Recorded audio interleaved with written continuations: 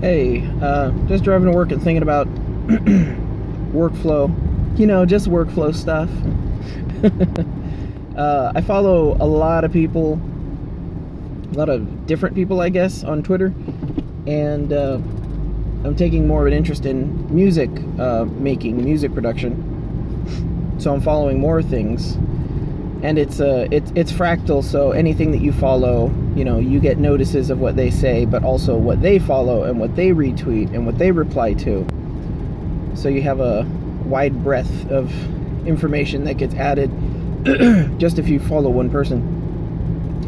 And one of the videos that caught my interest was talking about music production and workflow, and what it called feedback loops in workflow. And it's funny how this works out the same in music production, as in coding, as in, well, I guess in pretty much, it's just funny how universal it is. There's this idea that, well, it's not an idea, it's actually pretty well documented. things like calligraphy in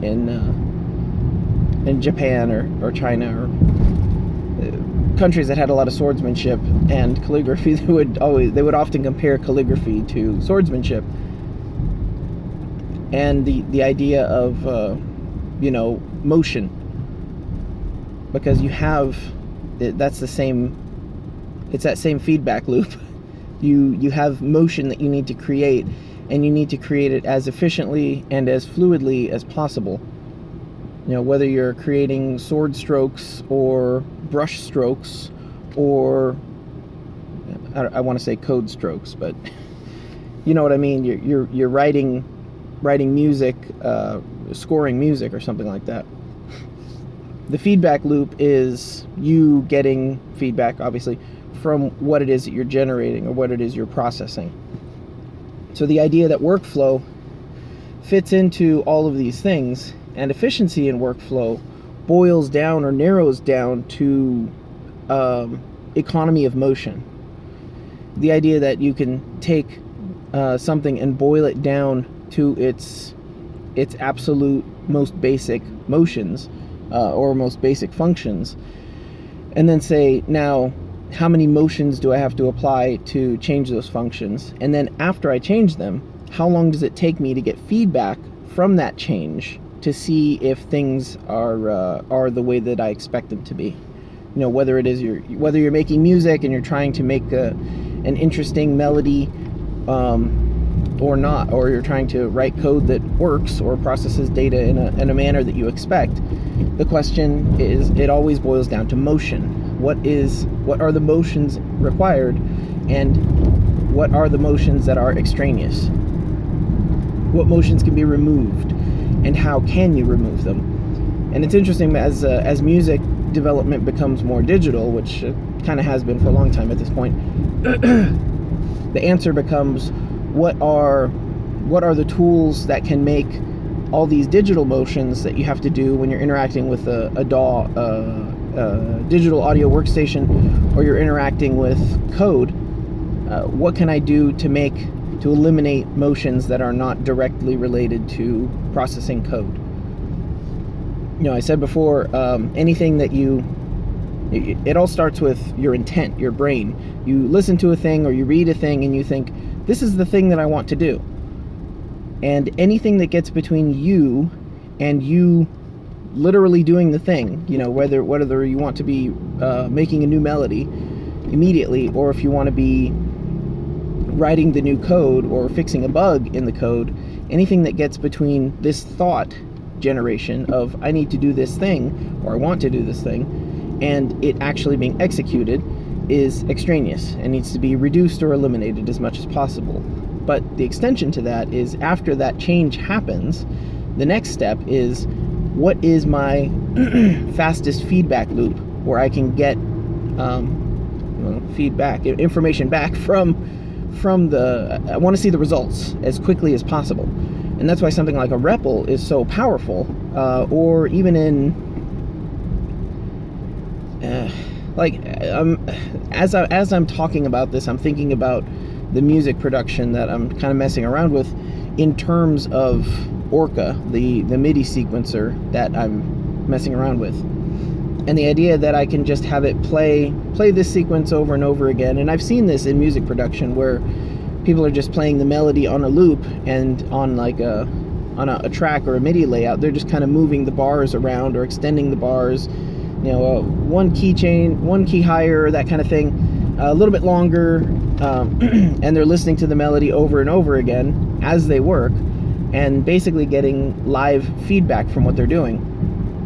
And that's kind of the ultimate flow, is I want this to happen, and then I immediately make that change and immediately get the feedback from it. So the question becomes, how can you... Well, it's not really a question of how can you boil it down, because it just seems like it's so universal. There was even a text about European swordsmanship that talked about the concept of having, you know, basically the shortest path. And the idea was that your thrust should be as if a string were tied to the end of your sword, and the other end was being pulled toward where you wanted it to go. It is, you know, there's no motion that needs to be, that applies to like a, you know, a rapier or something like that, something with a stabbing weapon, but not necessarily, is it a rapier? Yeah, a rapier.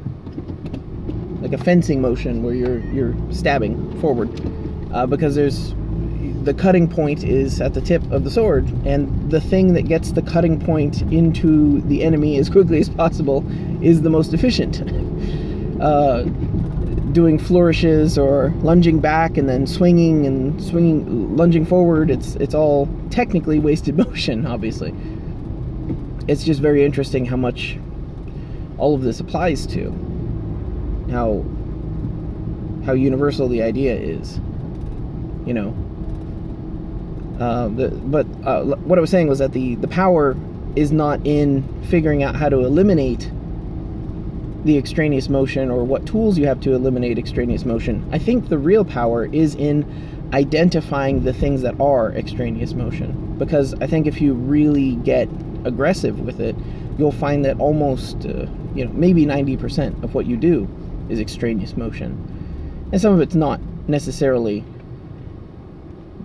removable. Well, I was just thinking, like, you know, if I want to get lunch at work, I get my food, I go to the microwave, I start the microwave, I usually walk back to my office and do something for 2 minutes and 30 seconds, and then go back, and then the food beeps right when I get there. I'm like, you can't, technically the walking is extraneous motion, technically the microwave running is extraneous motion, and you can't really get rid of that, but maybe I can have a microwave in my office. Eliminate the travel time of walking, the inconvenience of walking to the office. And again, these always seem like little things, but but it's always the little things that break flow. They break your mental flow of focusing hard in on a problem. So I don't know. I think it's just interesting how all of this, how it pervades, I guess not genres, but different actions, different activities, different goals. I don't know. So the question is, how do you improve the workflow of getting your kids to bed? That's the stuff we really need to know about.